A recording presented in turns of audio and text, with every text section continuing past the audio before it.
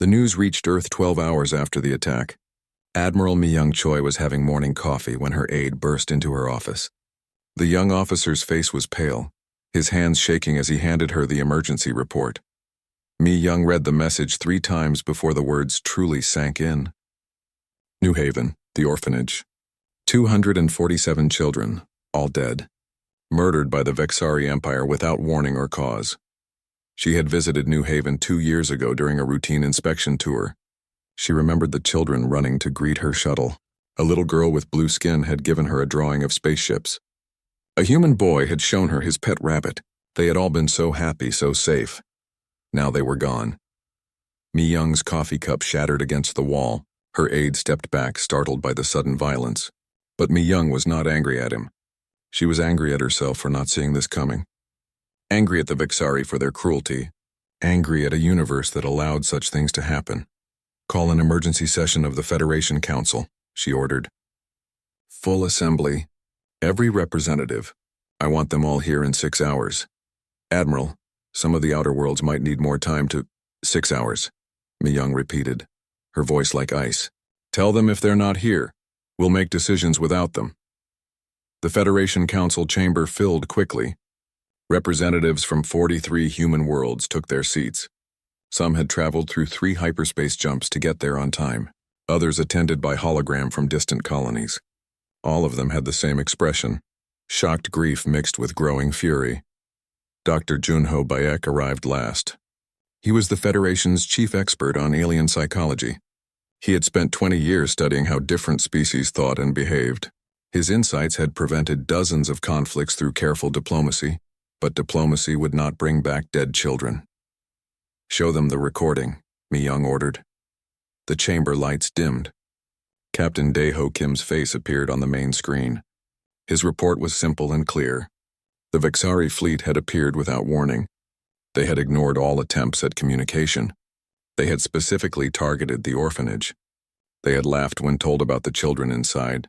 The recording of General Thokvar's voice filled the chamber. His words about weak species and spreading weakness echoed off the walls. Several representatives made angry sounds. Others sat in stunned silence. When the recording ended, the chamber was quiet for a long moment. Then Representative Yoon from the agricultural world stood up. He was an old man, a grandfather who had helped settle 3 planets. His voice shook with emotion. My own granddaughter was at that orphanage, he said. Her parents died in a mining accident on Kepler 442.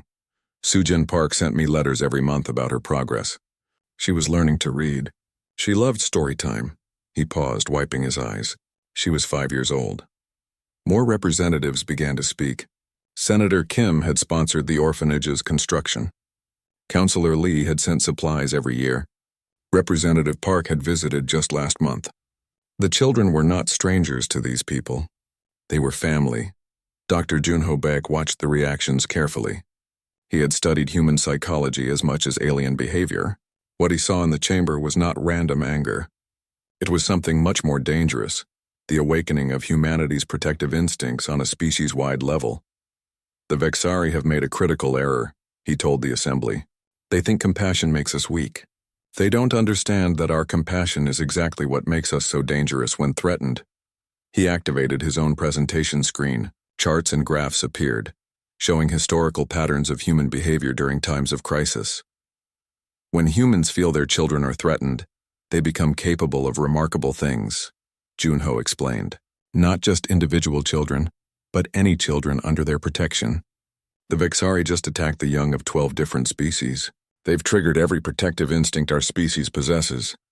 Admiral Mi-young stood up. The question is, what do we do about it? Director Soo Young-han of Terran Military Intelligence had been quiet until now. She was a small woman with gray hair and sharp eyes.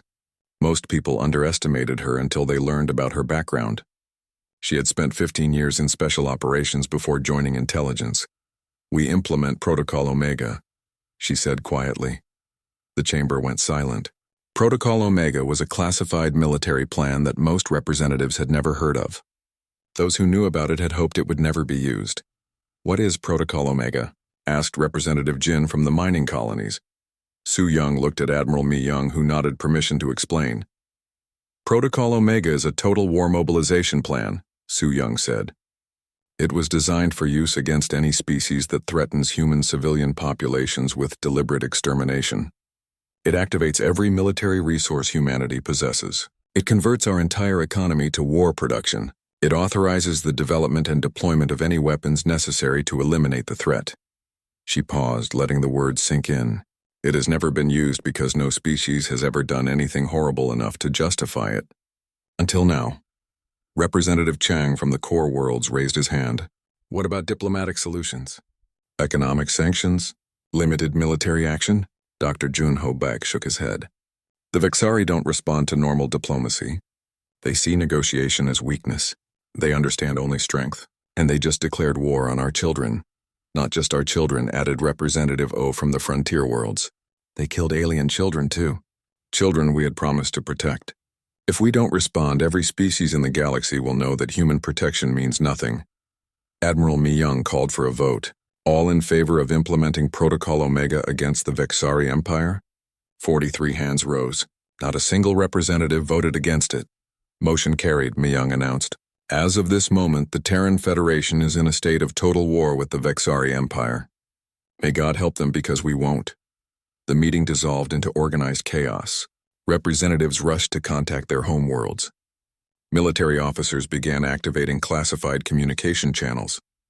Intelligence agents started gathering information about Vexari territories and capabilities.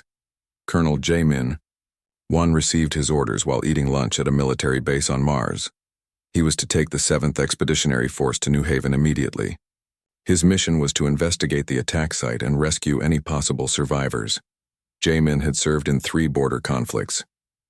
He had seen the aftermath of battles and raids, but nothing had prepared him for what he found at New Haven.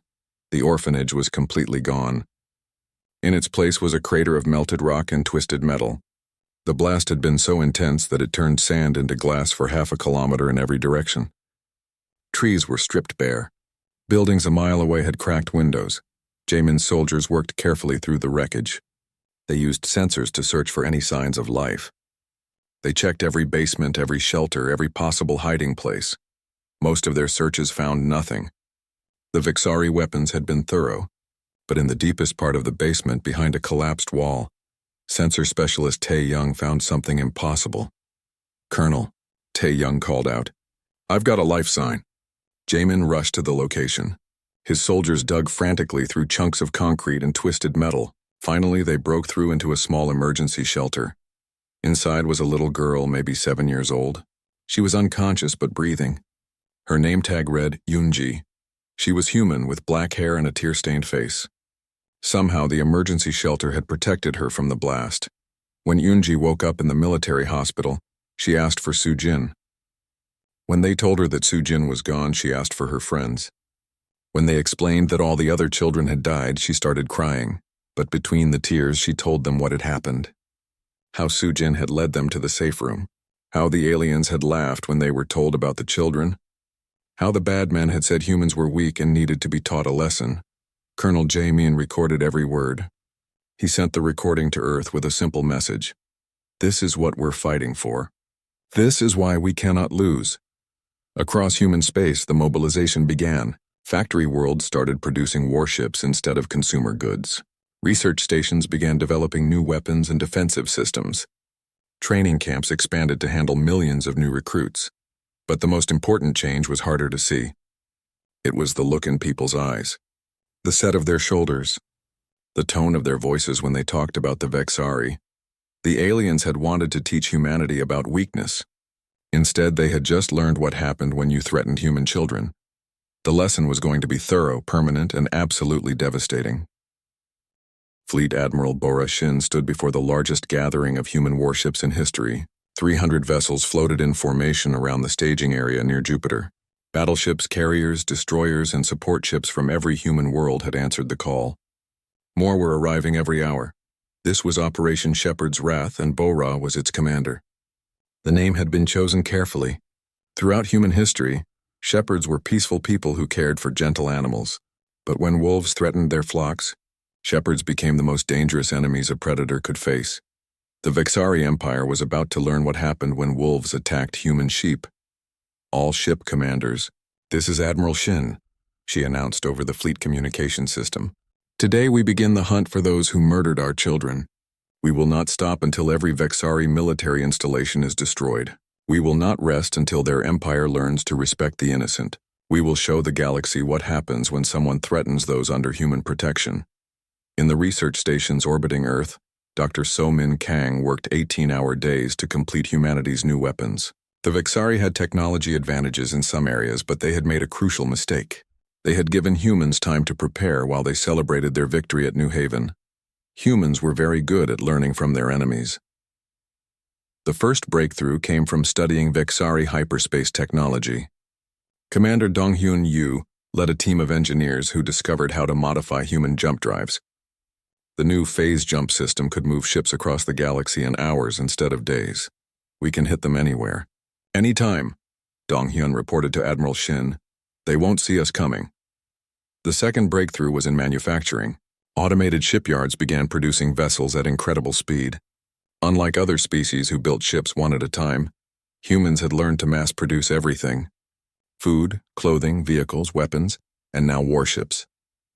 Within 2 weeks of the New Haven attack, humanity was launching 10 new ships every day. But the most important weapon was not made of metal or energy. It was information. Captain Young-Sik Nam commanded the Psychological Warfare Division. His job was to make sure the Vexari understood exactly what they had done and why they were going to pay for it. Record everything, he ordered his team. Every Vexari military base we destroy, every ship we capture, every soldier we defeat. I want their people to see what happens when you murder children. Young-Sik had studied the Vexari social structure. Like many military empires, they controlled information flow to their civilian population.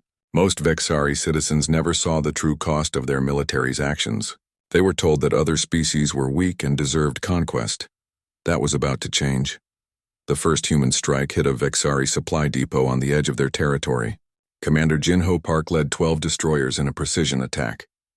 They destroyed the military facilities completely while leaving civilian areas untouched.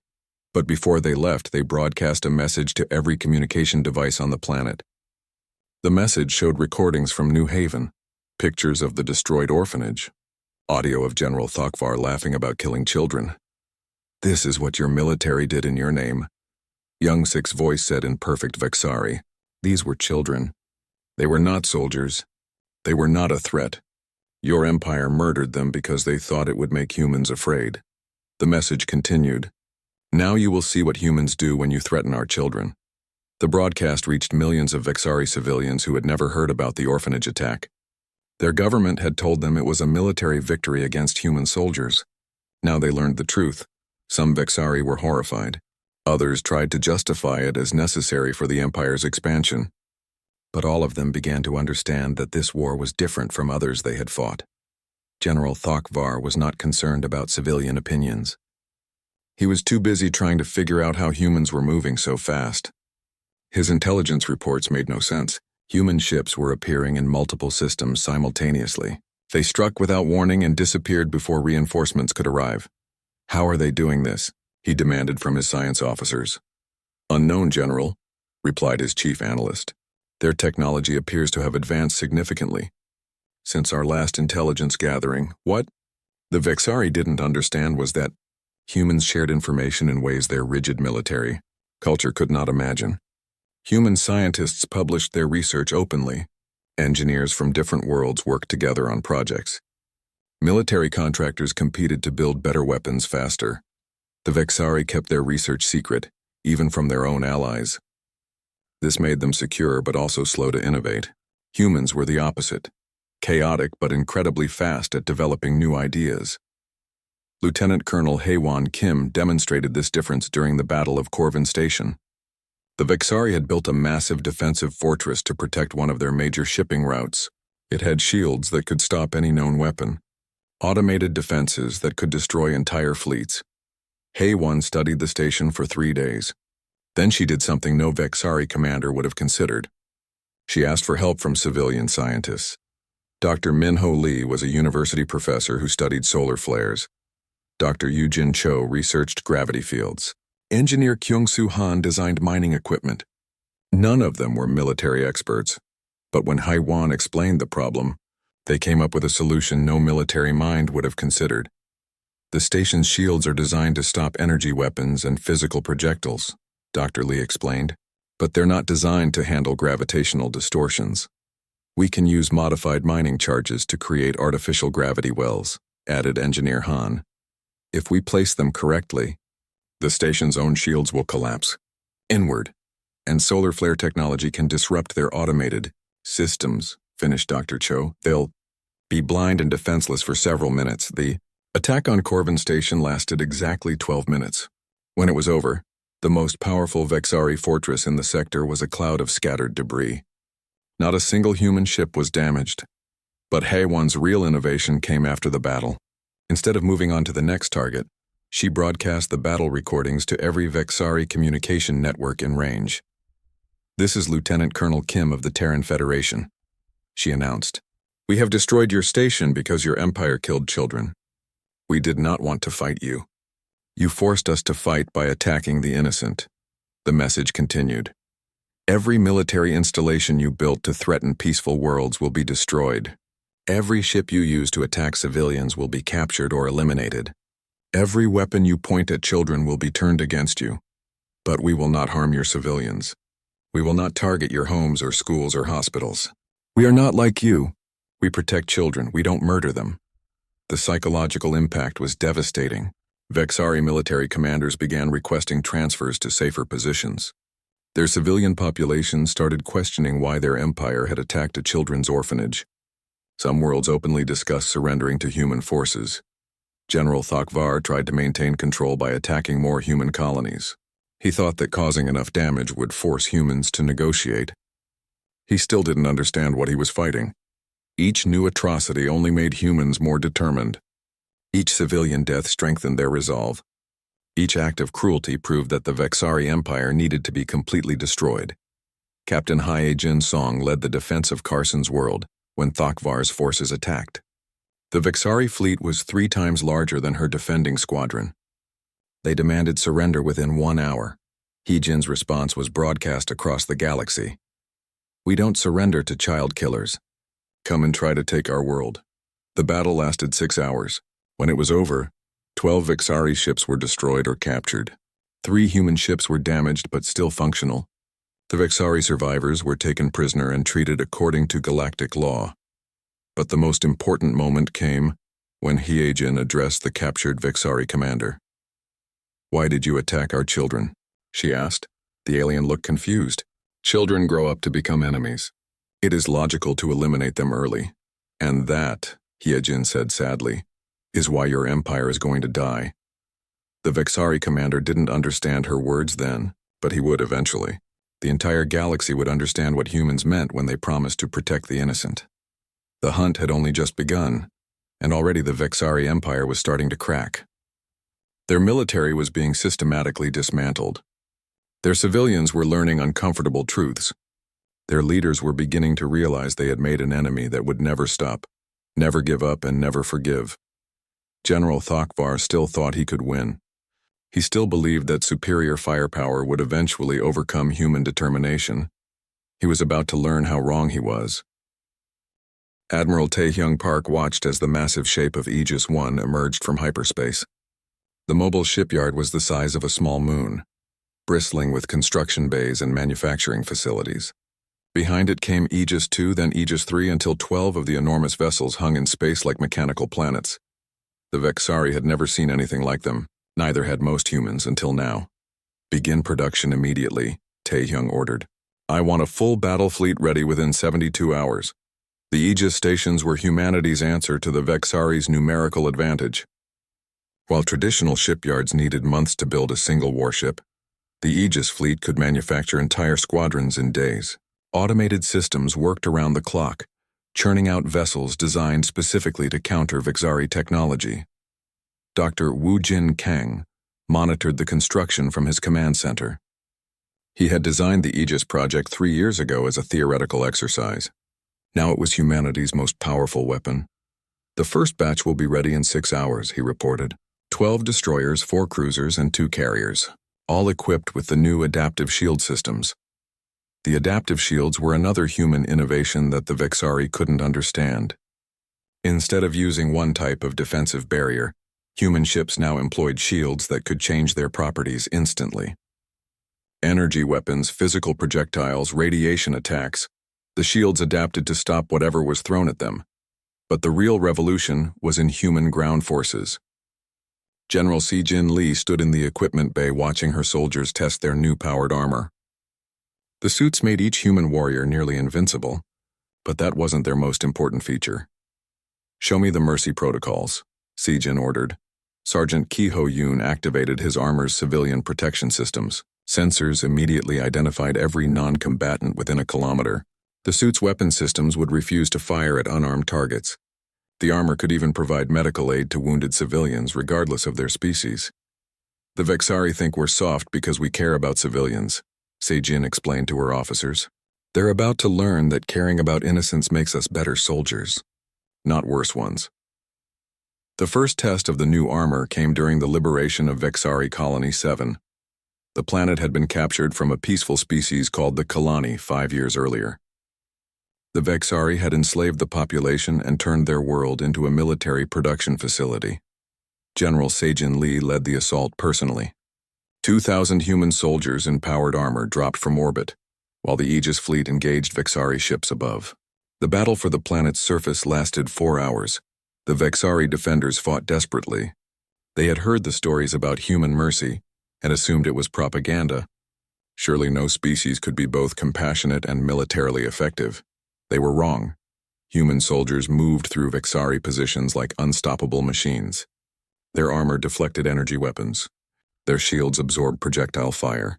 Their weapons cut through Vexari defenses as if they were made of paper. But whenever Kalani civilians appeared, the humans immediately switched to protective mode. They provided medical aid to the wounded. They gave food and water to the hungry. They gently moved non-combatants away from dangerous areas. Captain Hoon Ki-min encountered a group of Kalani children hiding in a damaged building. The children were terrified, having been told that humans were monsters who ate other species. Hoon Ki removed his helmet so they could see his face. He knelt down to their level and spoke in their own language, which his armor had translated and taught him during the drop. "We're here to help," he said gently. "You don't need to be afraid anymore." One of the children, a little girl with purple skin and large eyes, stepped forward. "Are you really human?" she asked. "Yes," Hoon Ki replied. "We came because we heard you needed help. But the Vexari said humans hate children. They said you kill them for fun." Hoon Ki felt anger rise in his chest, but he kept his voice calm. "The Vexari lied to you. Humans protect children. That's why we're here." Within hours, word spread through the Kalani population. The humans weren't conquerors. They were liberators. Kalani civilians began helping human forces locate Vexari military positions. Children drew pictures for the soldiers. Adults offered to share their meager food supplies. The psychological impact on Vexari forces was devastating. They had been taught that other species were naturally inferior and would always submit to strength. But here was an entire population choosing to help their enemies rather than their rulers. Intelligence Officer Kyung Min-oh used this confusion to infiltrate the Vexari homeworld. Disguised as a civilian traitor, she made her way to the capital city of Tokvar, Prime. What she discovered there changed everything about humanity's understanding of their enemy. The Vexari Empire was fracturing from within. Lower caste Vexari workers had seen the human broadcasts. They knew about the orphanage now. They knew their military had deliberately murdered children. Many were horrified and angry that such things had been done in their name. The warrior caste tells us that strength comes from conquest, a factory worker named Drakvos told Kyung Min during a secret meeting. But humans show strength by protecting the weak. Which way is truly stronger? Similar conversations were happening across Vexari space. For the first time in their empire's history, civilians were questioning their leaders' decisions. Some worlds were experiencing protests. Others saw strikes and work slowdowns. The Vexari military tried to maintain control through fear, but even that was failing. Human mercy was proving more powerful than Vexari threats. When human forces captured a Vexari prison world, they found thousands of political prisoners from dozens of species. The Vexari guards expected to be executed or tortured in revenge. Instead, Colonel Youngmin Park gathered all the prisoners and guards in the main courtyard. He removed his helmet and addressed them directly. "The war is over for this world," he announced. "All prisoners are free to go home. We will provide transportation and supplies for your journey." Then he turned to the Vexari guards. "You are also free to go. We will not harm you. But we want you to think about something. You spent years guarding innocent people who committed no crime, except disagreeing with your government. We spent months traveling across the galaxy to set them free. Who do you think history will remember as the good guys?" Most of the guards left quietly, but several stayed behind and asked to join the human forces. They had seen enough of their empire's cruelty and wanted to help make amends. Meanwhile, General Thakvar was growing desperate. His conventional forces were being systematically destroyed. His civilian population was becoming unreliable. His own officers were beginning to doubt the wisdom of continuing the war. In a final attempt to force human surrender, he authorized the use of biological weapons against human colonies. Plague ships were sent to 3 worlds with orders to contaminate the water supplies. The attacks failed completely. Human medical technology was far more advanced than Vexari intelligence had realized. The diseases were identified and neutralized within hours. Not a single human died from the biological warfare attempt, but the attempt itself had consequences Thakvar never considered.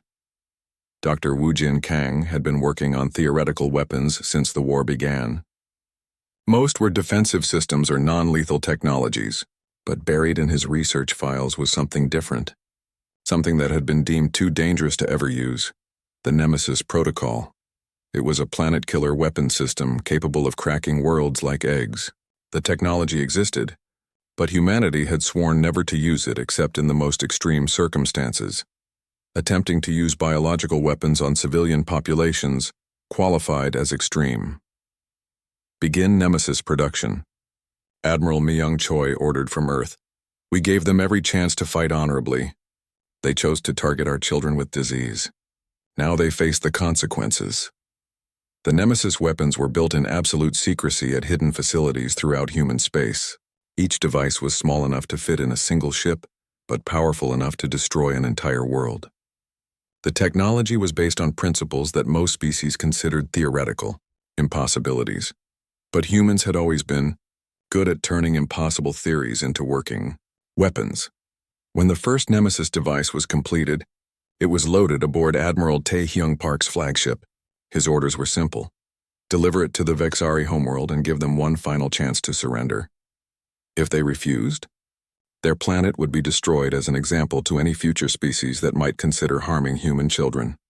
The message was sent ahead of the fleet. General Thakvar and the Vexari High Council had 24 hours to decide the fate of their entire civilization.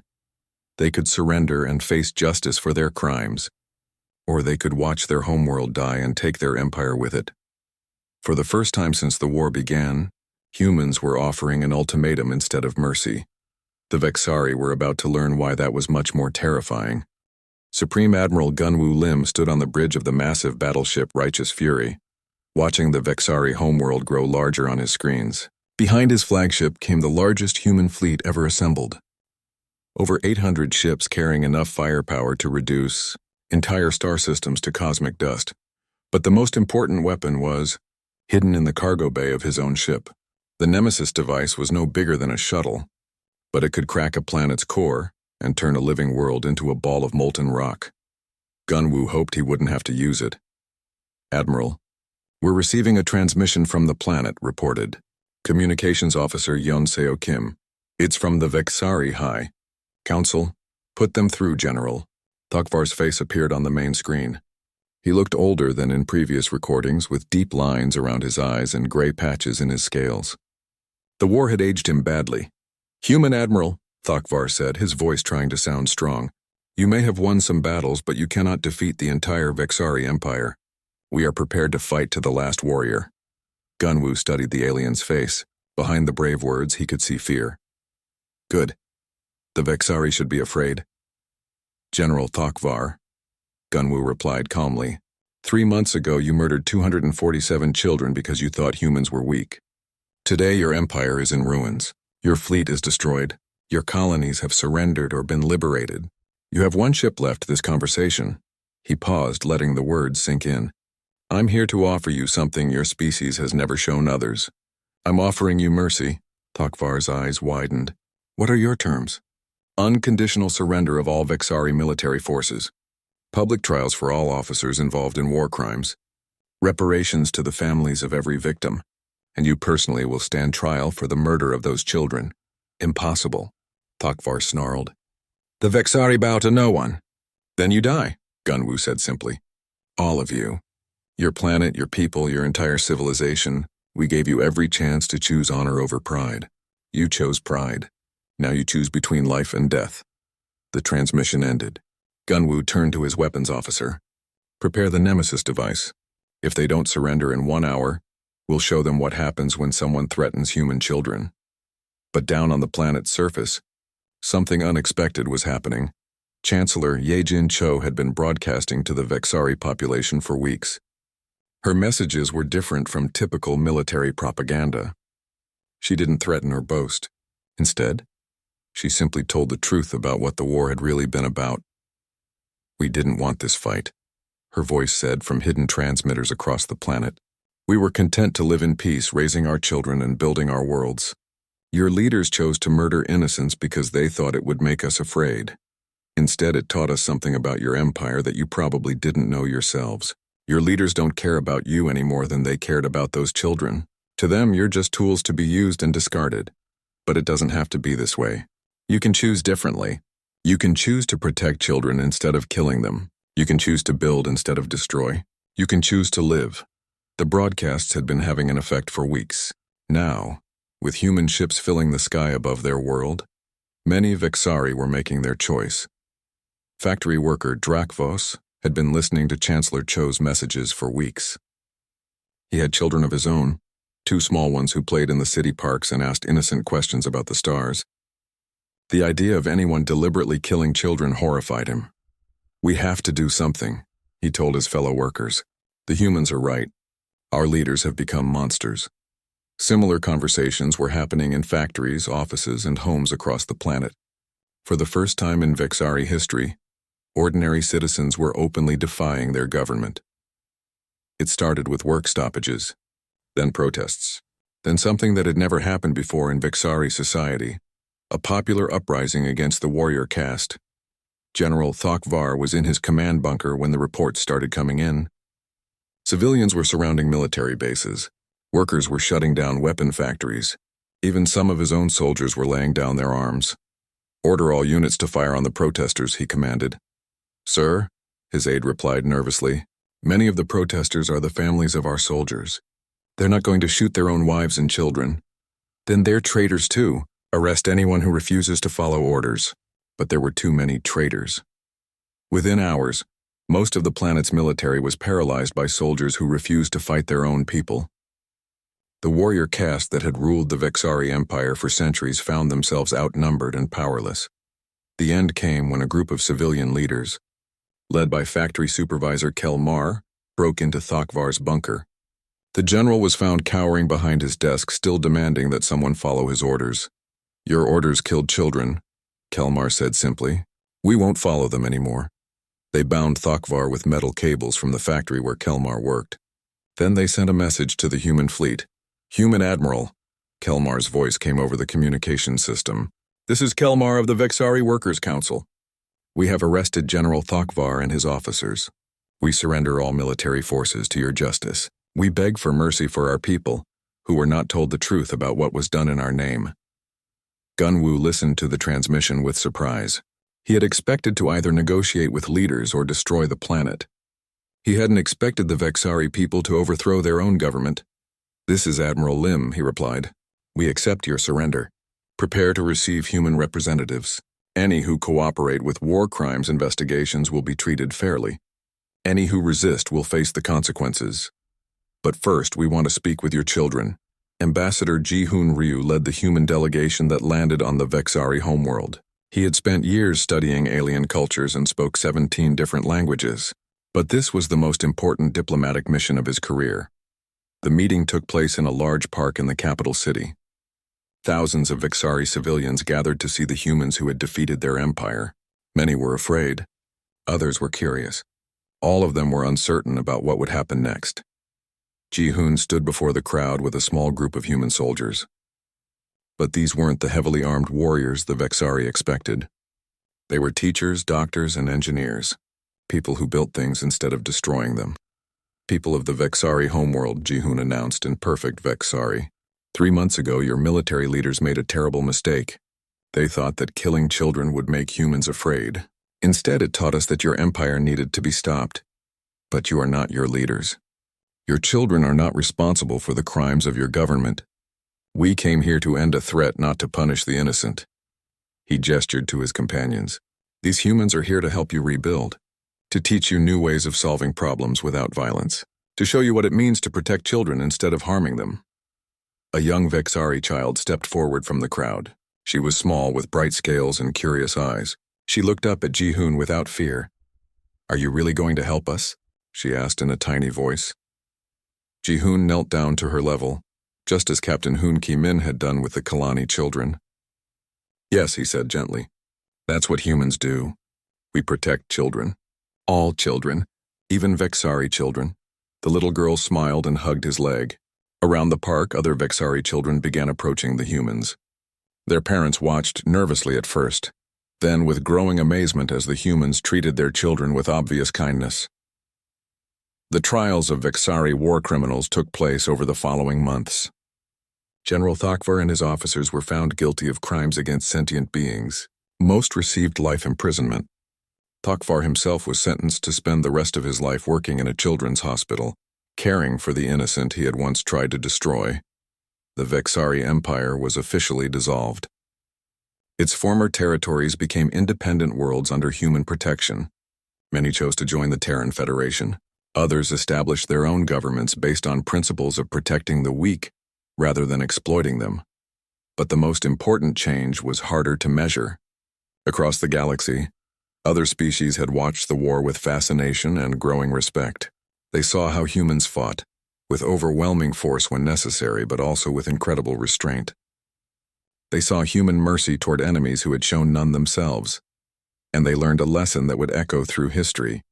Humans were the most dangerous species in the galaxy, precisely because they cared about things other than themselves. 5 years after the war, Sujin Park reopened the Bright Star Orphanage on New Haven. The new building was larger than the original, with gardens and playgrounds and classrooms filled with children from dozens of species. It was protected by the most advanced defense systems human technology could provide. Yoonji, now 12 years old, helped run the younger children's programs.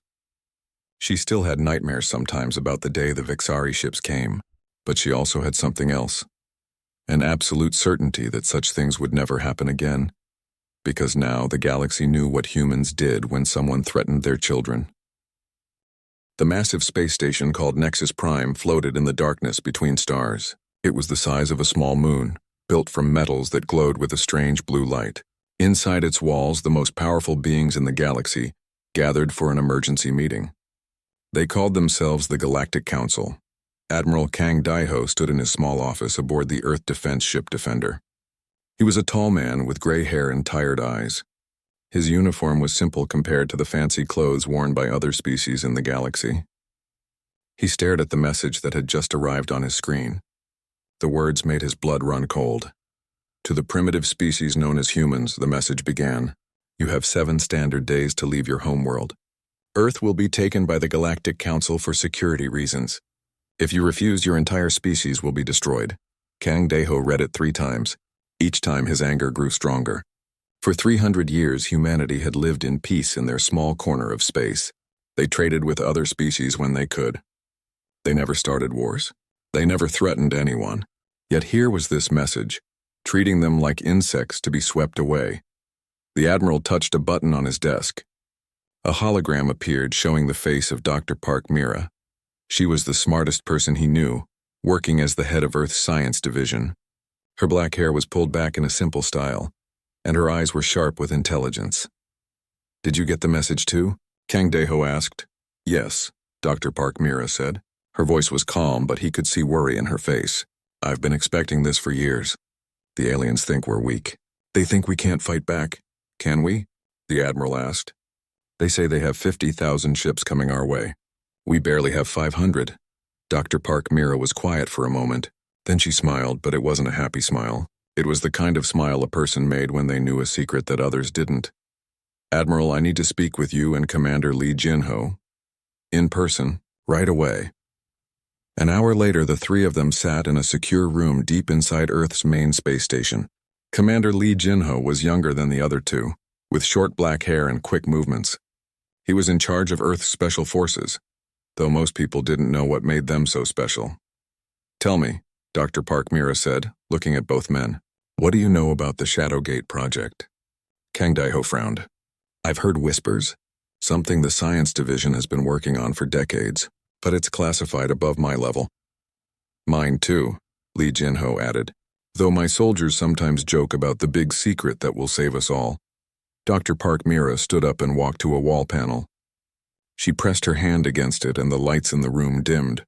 A holographic display filled the air between them, showing Earth and the space around it. For 200 years, she began, humanity has been pretending to be weak. We let other species think we're stuck in our solar system because we can't build good enough ships. We let them think our weapons are primitive. We let them think we're no threat to anyone.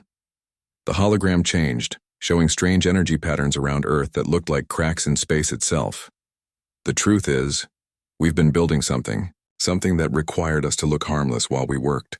We needed time, and the only way to get time was to make sure no one saw us as a threat. Kang Daiho leaned forward. What kind of something? Gates, Dr. Park Mira said simply. Not gates to other places in our universe.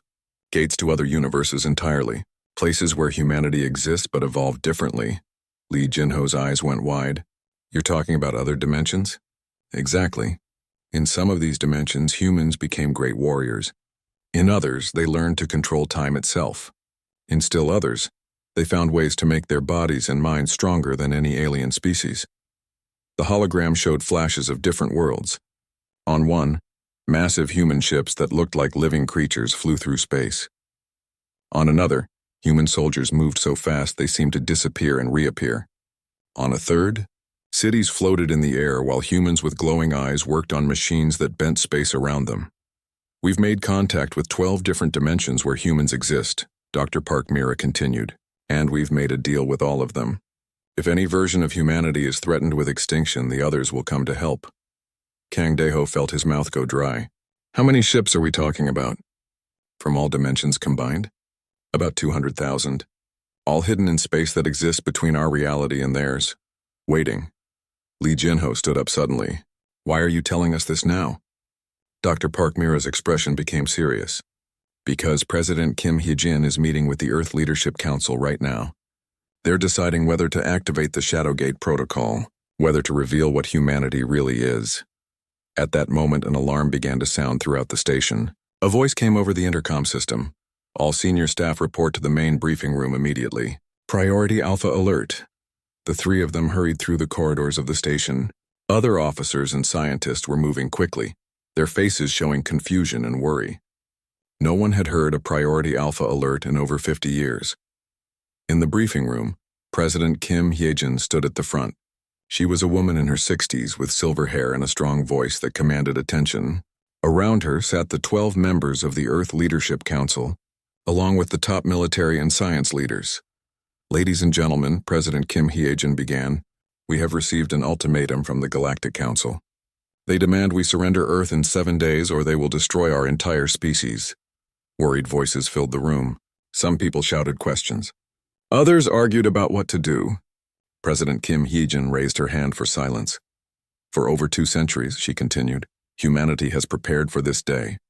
We knew that eventually, our peaceful nature would be seen as weakness. We knew that someone would try to take what is ours. She turned to Dr. Park Mira.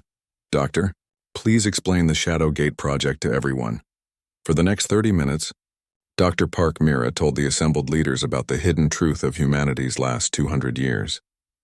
She showed them images of the other dimensions. She explained how the gates worked. She revealed the secret fleet that waited in the spaces between realities. When she finished, the room was completely silent. General Oh Ji-hoon, the head of Earth's military, spoke first. You're saying we've been living a lie for 2 centuries? Not a lie, Dr. Park Mira replied. A strategy. We needed time to build these alliances. We needed to develop the technology, and we needed our enemies to underestimate us completely. Admiral Kang Daeho asked, "What happens if we activate this protocol?" President Kim Hyejin answered, "The galaxy will learn that they didn't threaten one small planet full of weak humans. They threatened humanity itself, all of it, across every dimension where we exist." The debate that followed was intense but brief. Some leaders worried about revealing their secret too early. Others argued that waiting might mean the aliens would bring even more ships. In the end, the vote was unanimous. President Kim Hyejin stood up and looked around the room. "Dr. Park Mira, begin the activation sequence for the Shadowgate Protocol. Commander Lee Jinho, prepare all dimensional defense forces. Admiral Kang Daeho, send a message to the Galactic Council." "What should the message say?" the Admiral asked. President Kim Hyejin's eyes became hard as steel. "Tell them that humanity thanks them for their ultimatum. Tell them that in 7 days they'll get their answer, and tell them that they might want to bring more ships." As the meeting ended and people hurried to their tasks, Dr. Park Mira walked to a special console that had been hidden behind a false wall. She placed both hands on it and spoke clearly. "This is Dr. Park Mira, Chief Science Officer of Earth Primary. Authorization code, Shadow 77 Alpha. Begin Shadowgate activation sequence." Deep in space around Earth, things that had been invisible for 200 years began to wake up. In 12 different dimensions, alarms sounded on human ships that had been waiting for this moment. The greatest secret in the history of humanity was about to be revealed, and the galaxy would never be the same.